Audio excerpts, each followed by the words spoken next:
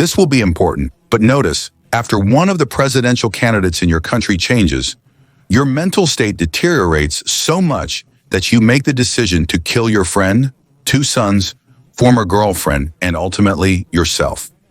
Sounds like some sort of budget slasher scenario. Then just a few days ago, a man from Minnesota who was struggling with mental health issues and was very disturbed by the arrival of Donald Trump to power did just that, killing a friend, his wife, and 2 children. Well, what can I say? Sit more carefully, dear ones. Well, this is definitely scary now. 47-year-old Erin Abramson worked in the Defense Department of the Environment. On October 7, 2024, she did not show up for work. This caused concern among her colleagues, as Erin was a very responsible person. When she still hadn't arrived by lunchtime, her co-workers became worried and contacted the police. She lived in a quiet and peaceful neighborhood in West Duluth with her 15-year-old son, Jacob Nephew. On the same day she missed work, around 2 p.m. police officers arrived at her apartment, wanting to check that everything was okay with her and her son. But it turned out not to be the case. Everything was not okay. Erin and Jacob were found dead in their own home. The mother and son suffered fatal burns. The defense attorneys quickly suspected that the former boyfriend of Erin and Jacob's father, Anthony Nephew, might be involved in these murders. Anthony resided only half a kilometer from Erin's home. He was in a 10-plus year relationship with a different woman, not Erin. They became friends in 2014, and by the following year, they had bought a house in Dulcie. Together, the couple raised a 7-year-old son, Oliver. Catherine was a professor at the local college's art department. She maintained a close relationship with Erin. In her Facebook posts, she referred to her as her son's aunt. And she was as good a baker as they come. Everything pointed to the fact that Erin's new family could build a very warm relationship with her ex-husband and his former girlfriend.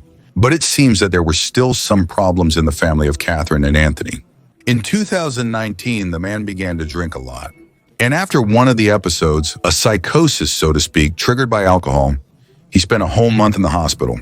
There, they advised him to turn to a clinic that helps overcome addiction. And at the beginning of 2021, the man was almost able to overcome his harmful habit. He also organized a fundraiser, which was supposed to help his family pay for the treatment. I've made the decision to quit drinking. After 2 years of drinking, I tried to do it on my own, without medical help, which ultimately led to alcoholic psychosis. Now I'm almost a year sober, and having achieved my goal, we were left with a huge medical bill for my treatment. And it will take us years to pay off the debt. My family needs help. During my treatment, we talked a lot about pride and how it often prevents asking for help. I'm embarrassed, but I'm asking for your help. In this way, his family managed to collect over $6,000. Unfortunately, don't look at the fact that 46-year-old Anthony managed to extinguish the fire with a drink.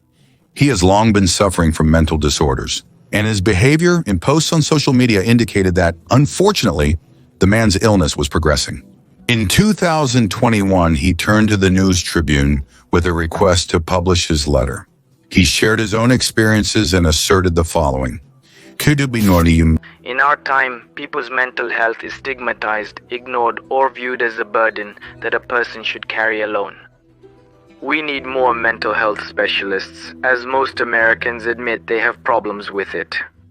Because they are confused, because they are punished, or because they do not realize that their mind is damaged, they continue to move forward, replacing one mental trauma with another, trauma after trauma, until they finally break. For millions of Americans, such injuries lead to suicide or suicide attempts. The man knew what he was talking about, as these words turned out to be prophetic for him. Even before the deaths of Erin Jacobson, Anthony began posting strange expressions about life after death on his Facebook page and dreaming up various unusual theories. He was also greatly troubled by political developments and the Republicans' rise to power in the U.S. In addition to this, the man expressed concern about religious extremism. My mental health and the real world can no longer coexist peacefully, and religion is a significant reason for this. I am tormented by religious fanatics who impose their twisted beliefs on me and my family. I have intrusive thoughts about being burned at the stake or torn apart on the rack. People really believe that either I or my child is Satan or the Antichrist or something else that suits them. The boogeyman they're afraid of this week. After this post, the man released news that Donald Trump had ordered all Christians to vote for him. And he promised that after this, Christians would never have to vote again. Not everyone understood that this meant the current candidate for president. However, this statement upset Anthony, and the man wrote that he himself had left the church at that time. And not directly accusing Donald Trump of religious extremism, Nephew also expressed concern when it became clear that some Republicans are opposing such divorces without cause, during which a person and their partner don't have to explain the reason for ending the marriage. Republicans argued that such divorces encourage people to make marriage breakups too easy. Anthony Nephew posted this news and captioned it like this: Gilead, we are coming to you. In this way, relying on the mysterious Republic of Gilead. Perhaps some of you have seen or read The Handmaid's Tale. That's it, in essence. Anthony Nephew frequently shared posts on political topics, particularly those supporting the opposition. For example, images of former presidents Barack Obama, Donald Trump, Joe Biden, and Vice President Kamala Harris. The man posted a picture with the word hatred written under a photo of Trump. At the same time, words like hope, unity, and growth are inscribed under the images of Democratic politicians. As for his wild theories and statements, this is an example in one of such posts.